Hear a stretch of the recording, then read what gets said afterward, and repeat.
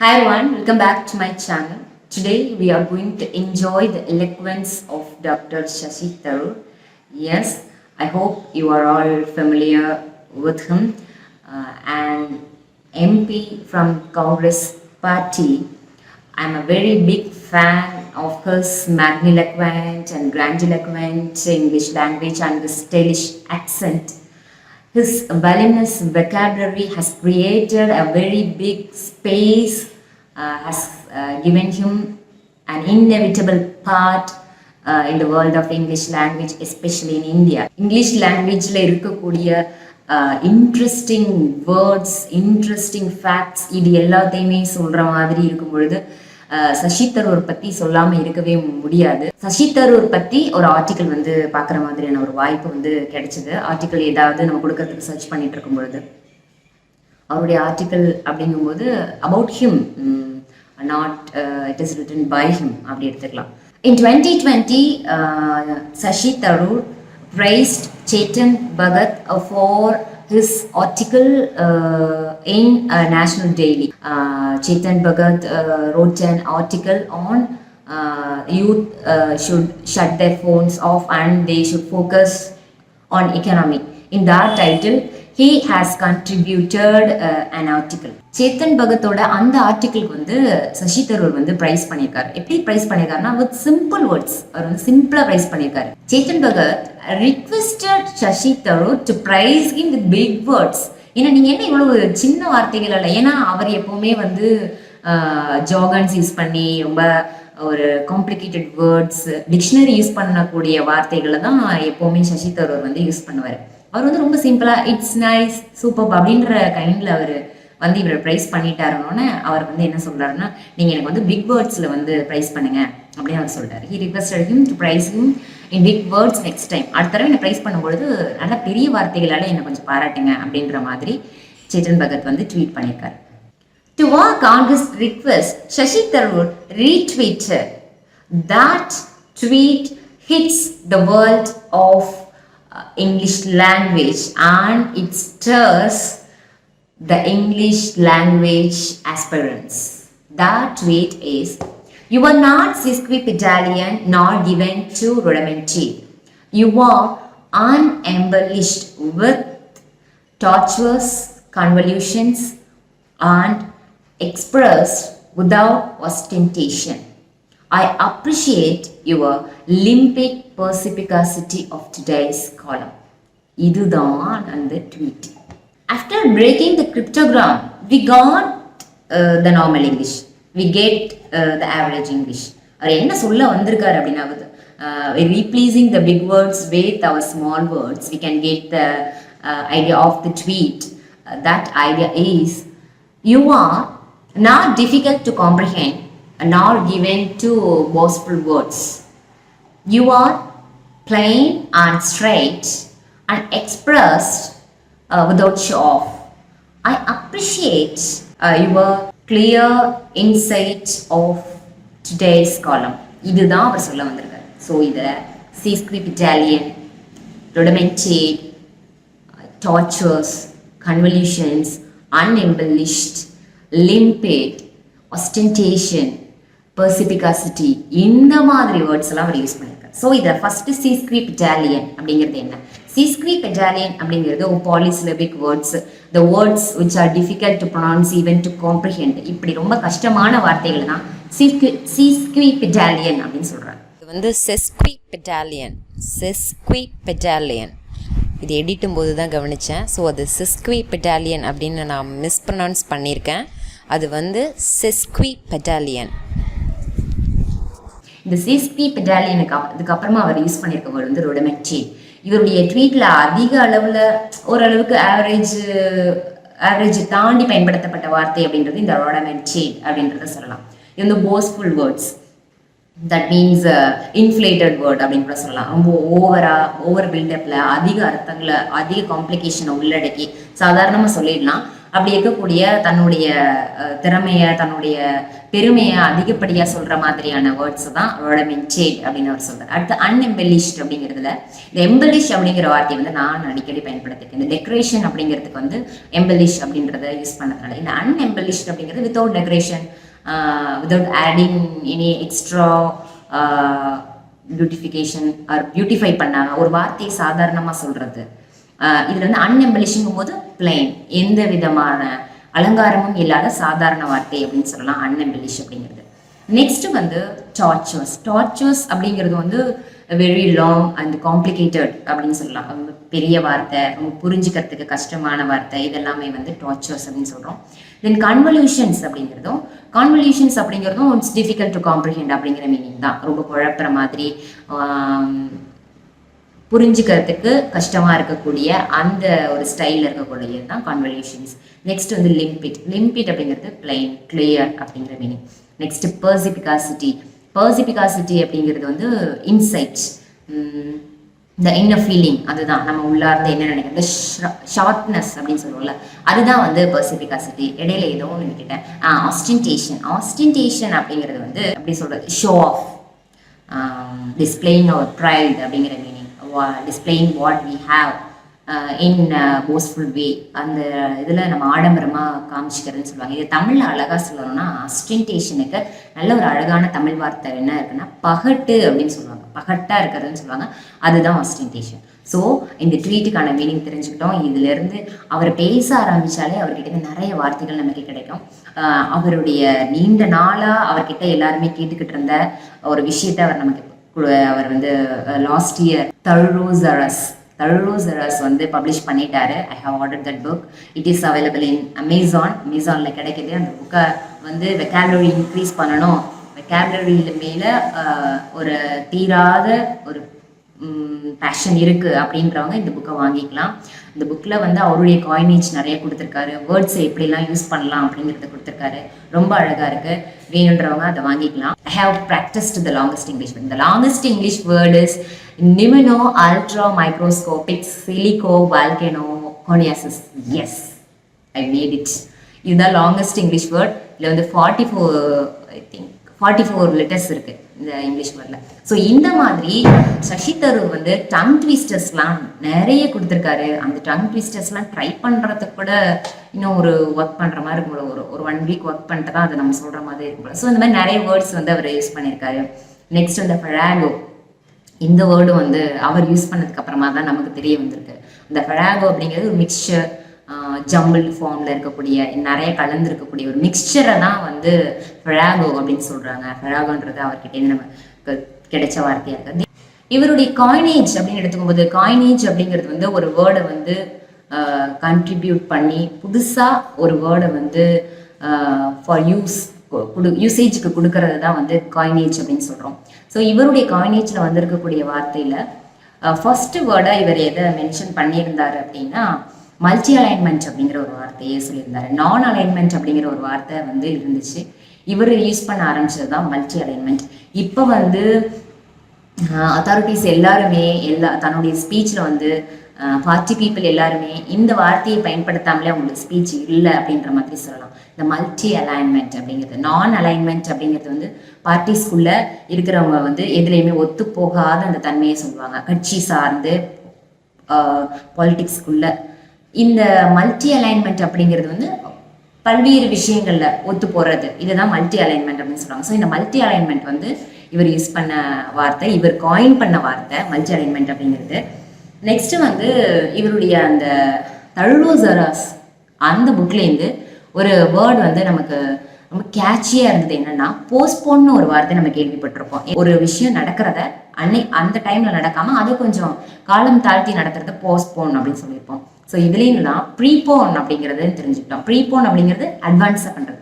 So postpone இருக்கும்பொழுது prepone இருக்காதா? இவருடைய அந்த தழுரோசரஸ் புக்ல இருந்து இந்த ப்ரீபோன் அப்படிங்கிற ஒரு வேர்டு வந்து நமக்கு கிடைச்சிது. இந்த ட்வீட்டுக்கு அப்புறமா இன்ட்ரெஸ்டிங்காக ஒரு விஷயம் இருந்துச்சு, பட் அதை சொல்லிடுவோம் அப்படின்னு பிளான் பண்ணேன்.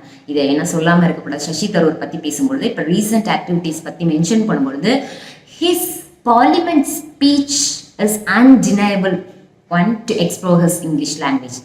இந்த 2020 21 to 22 பட்ஜெட் சப்மிஷன்ல அந்த பட்ஜெட் ஸ்பீச் வந்து ரொம்ப ரொம்ப இன்ட்ரெஸ்டிங்காக இருந்துச்சு. இது எத்தனை பேர் கவனிச்சாங்க அப்படின்றது தெரியல. ஏன்னா இந்த ஸ்பீச் எதுக்கு சொல்றேன்னா, இவருடைய அந்த ட்ரை ஹியூமர் அப்படிங்கிறதுக்கு ஒரு பெரிய எக்ஸாம்பிளிக்காக தான் இது. ட்ரை ஹியூமர் அப்படிங்கிறது என்ன அப்படின்னா, நான் என்ன நினச்சிட்டேன்னா, ட்ரை ஹியூமர், ட்ரைனா அர்த்தம் ஒன்றுமே இல்லை, ஹியூமர்னா அர்த்தம் அது ஓகே ஒரு காமெடியே இல்லாத, ஒரு எந்த ஒரு ஃபன்னுமே இல்லாத, ஹியூமரஸ் சென்ஸே இல்லாத ஒரு ஹியூமரை தான் ட்ரை ஹியூமர்னு சொல்லுவாங்களோ அப்படின்னு நினச்சிட்டு இருந்தேன் ஒரு காலத்தில். பட் ட்ரை ஹியூமர் அப்படிங்கிறது என்னன்னா, without expressing any feeling in அவர் face, if one person makes jokes, if one person makes fun at anybody, இப்படி இருக்கிறவங்கள தான் நம்ம என்ன சொல்கிறோம்னா ட்ரை ஹியூமர் அப்படின்னு சொல்கிறோம். முகத்தில் வந்து ரொம்ப சாதாரணமாக சொல்கிற மாதிரி இருக்கும், ஆனால் அதில் வந்து ஒரு ஒரு ஒரு பிக் ஹியூமரே அடங்கி இருக்கும். அது நல்லா ஆழ்ந்து யாருக்கும் புரியுறவங்களுக்கு தான் அது புரியும். ஸோ இதுதான் ட்ரை ஹியூமர்னு சொல்கிறாங்க.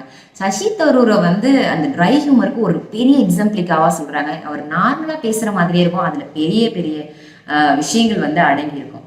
அவரை அதனால தான் சசி தரூர் அப்படிங்கிறத சசி தரூர் அப்படின்னு சொல்கிறாங்க. சசி SASSY இங்கிலீஷில். அதுக்கு என்ன மீனிங் அப்படின்னா, போல்ட் ஸ்பிரிச்சுவல் பர்சனாலிட்டி, ஸ்பிரிச்சுவல் பர்சனை தான் வந்து ஒரு ஃபுல் லைஃப் ஸ்பிரிட்டட் எனர்ஜெட்டிக் பர்சனை வந்து சசி அப்படின்னு சொல்கிறாங்க. ஸோ இவரை சசின்னு சொல்கிறதுக்கு பதிலாக சசி அப்படின்னு சொல்லலாம் அப்படின்னும் இவருடைய ஃபேன்ஸ் வந்து சொல்லிட்டு இருக்காங்க.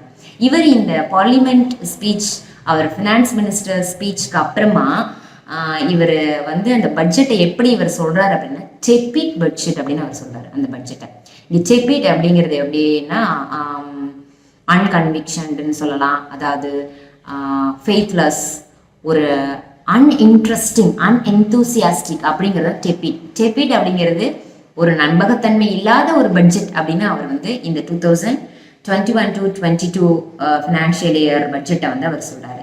அது நம்மளுடைய ஃபைனான்ஸ் மினிஸ்டர் பேசினதுக்கு அப்புறமா இவர் வந்து பார்லிமெண்ட்டில் கொடுத்த அந்த ஸ்பீச்சில் வந்து அது ரொம்ப டைம் இருக்குது. நான் அதில் வந்து ஃபஸ்ட்டு நோட், அவர் வந்து அந்த பட்ஜெட்டை எப்படி வந்து how he encounters the budget initially அப்படிங்கிறத மட்டும் நான் இங்கே எடுத்திருக்கேன்.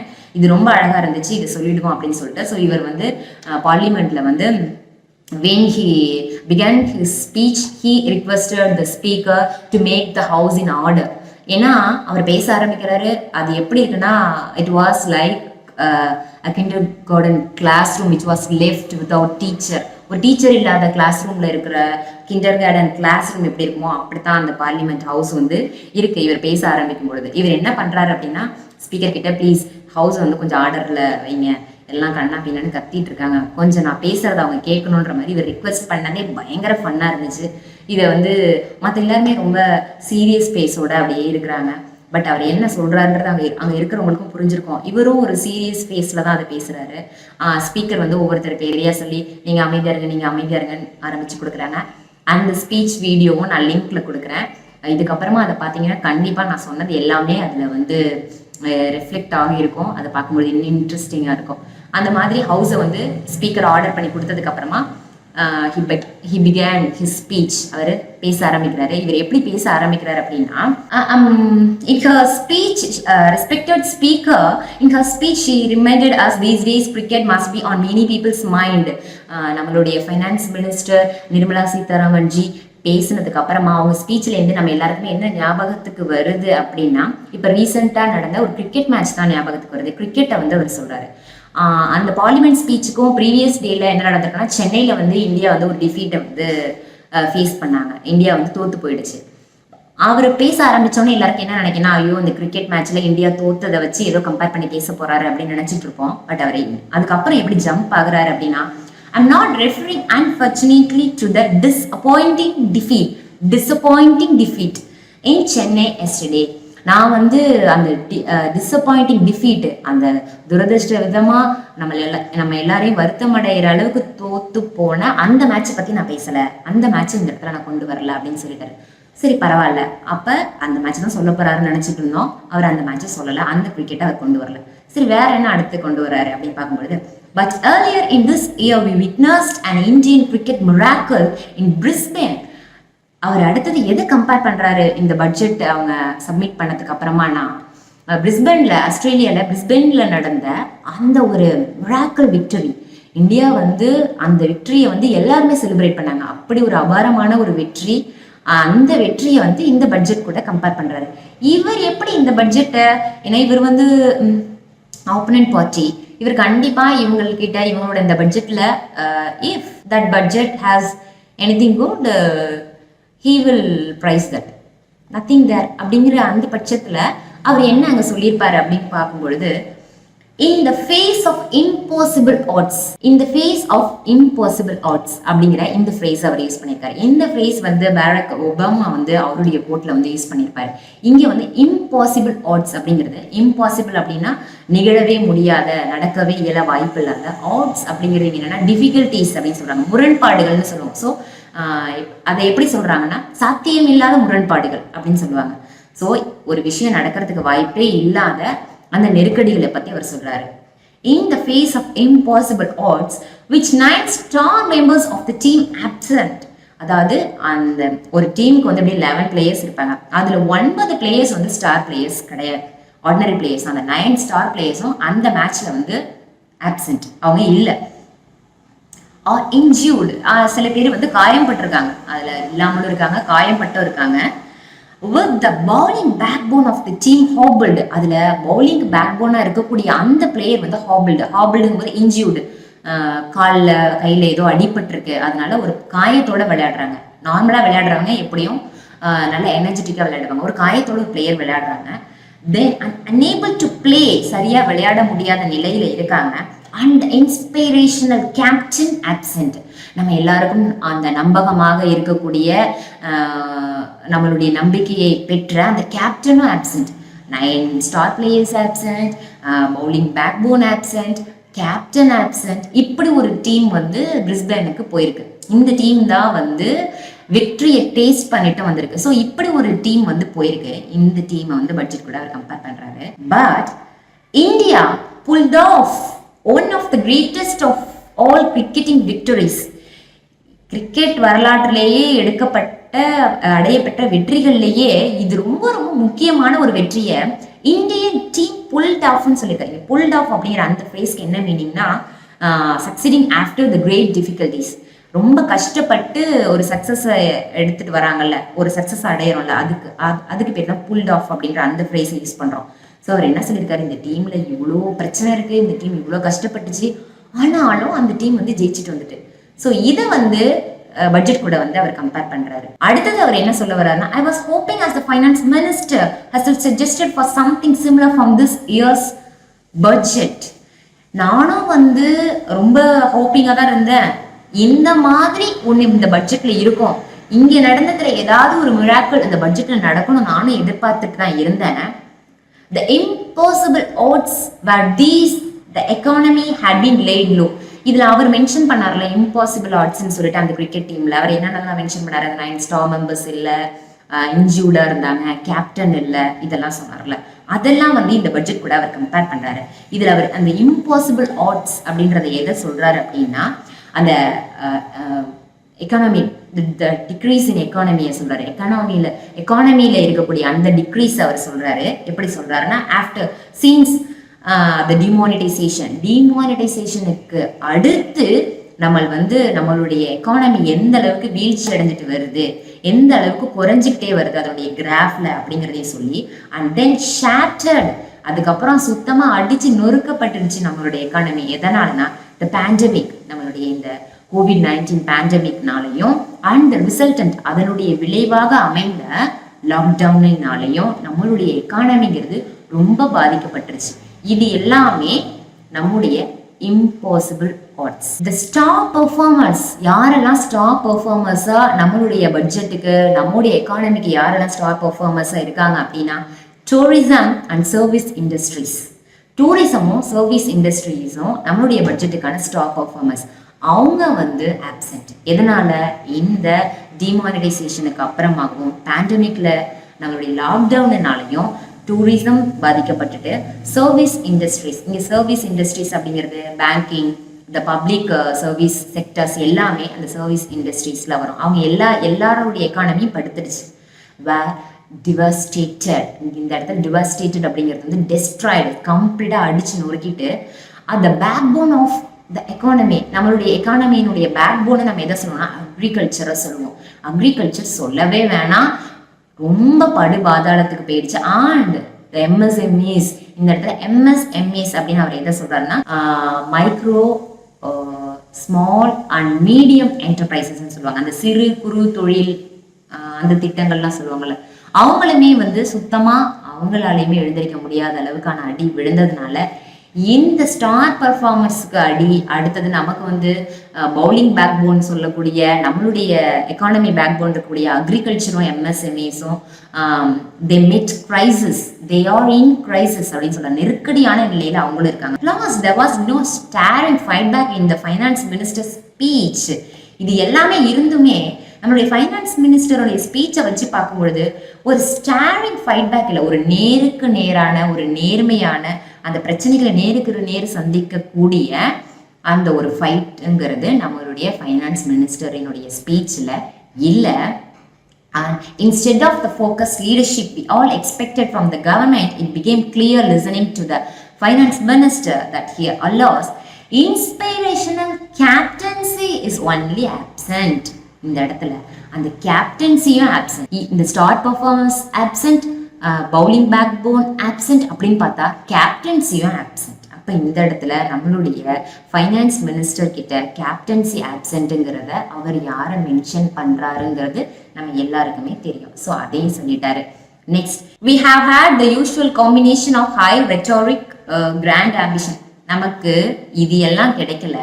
இது எல்லாம் இல்லாமல் நமக்கு என்ன கிடைச்சிருக்கு அப்படின்னா யூஸ்வலாக கிடைக்கக்கூடிய, யூஸ்வலாக வழக்கமாக இவங்க செய்கிற விஷயங்கள்லாம் எது வழக்கமாக இவங்க கொடுக்குற விஷயங்கள், காம்பினேஷன் ஆஃப் ஹை ரெட்டாரிக், அதாவது பேச்சாற்றல் மிக்க, பேச்சு வளம் சொல் வளம் மிக்க ஒரு பட்ஜெட், கிராண்ட் ஆம்பிஷன், பெரிய அளவுக்கான ஒரு குறிக்கோள்கள் இருக்கக்கூடியது, எக்ஸஜரேட்டட் நம்பர்ஸ், பெரிய பெரிய அளவில் க்ரோஸ் பர்சன்டேஜ் இதெல்லாம் லெவலில் அதிகமாக சொல்லக்கூடிய exaggerate numbers, and unrealistic targets. Unrealistic அப்படிங்கும்போது சாத்தியமே படாத targets and all diluted work. இது எல்லாமே எதில் நிறைஞ்சிருக்குன்னா underwhelming allocations to crucial sectors.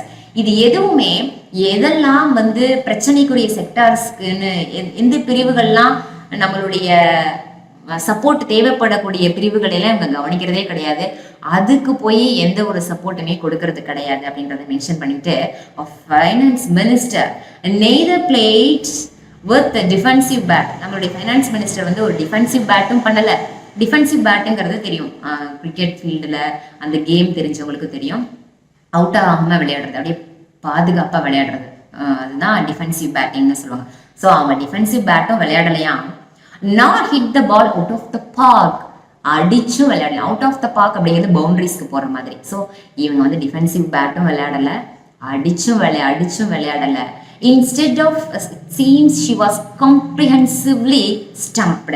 இது பார்க்கறதுக்கு தெளிவா என்ன தெரியுது அப்படின்னா இவங்க என்ன ஆயிட்டாங்கன்னா ஸ்டம்ப்டு அப்படிங்கிற போது ஸ்டம்பிங் பண்ணும்போது கண்டிப்பா அவங்க out ஆயிருப்பாங்க. she was clean bowled அப்படிங்கிறத அவர் பேசுறாரு. or maybe she had just run out of ideas. அடுத்து என்ன சொல்லியிருக்காரு, ஒருவேளை அவங்க வந்து ரன் அவுட் ஆயிருக்கலாம் அப்படின்னு சொல்றாரு. இந்த இடத்துல அந்த ரன் அவுட் அப்படிங்கிற அந்த ஃப்ரேஸை நம்ம நல்லா டீப்பா அனலைஸ் பண்ணோம்னா இங்க ரன் அவுட் அப்படிங்கிறது வந்து எல்லாமே காலி ஆயிடுச்சுன்னு சொல்லுவோம்ல, அதான் ரன் அவுட்னு சொல்லுவாங்க, தீந்து போச்சுன்னு சொல்லுவாங்கல்ல. ஸோ அதான் இங்க கிரிக்கெட் படியே ரன் அவுட்னு பார்த்தா அவர் ரன் அவுட் ஆயிருக்காரு, ரன் ஓடி வரும்போது அவுட் ஆவாங்கல்ல, அந்த அவுட் ஆயிருக்கணும். ஒன்று ஸ்டம்ப்ட் ஆயிருப்பாரு. அப்படி இல்லைன்னா ஒருவேளை அவங்க ரன் அவுட் ஆயிருக்கிறதுக்கும் வாய்ப்பு இருக்கு. இங்க ரன் அவுட் அப்படிங்கிறது வந்து மீதி மிச்சமே இல்லாம போயிடுறது அப்படிங்கிறது ரன் அவுட் தான். அப்ப அவங்க கிட்ட ஐடியாஸே இல்லை, அவங்க கிட்ட இருக்கிற மேட்டர் அவ்வளவுதான். இந்த இடத்துல ரன் அவுட் அப்படிங்கிற ஃப்ரேஸை கிரிக்கெட்டுக்கும் யூஸ் பண்ணிக்கலாம்.